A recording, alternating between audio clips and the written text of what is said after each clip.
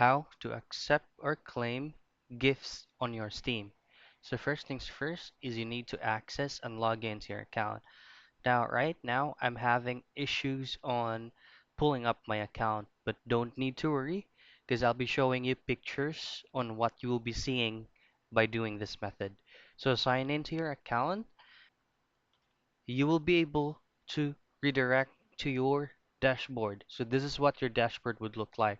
You will see store, library, community, and beside community, if you have pending gifts to be claimed, that's where it will be shown.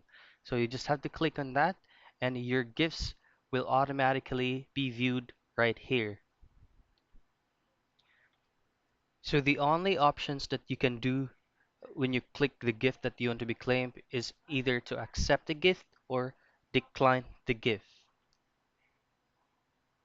Now the other method is to manually enter the gift code number. So this is what it should look like, and that's how you claim or accept your gifts on your Steam.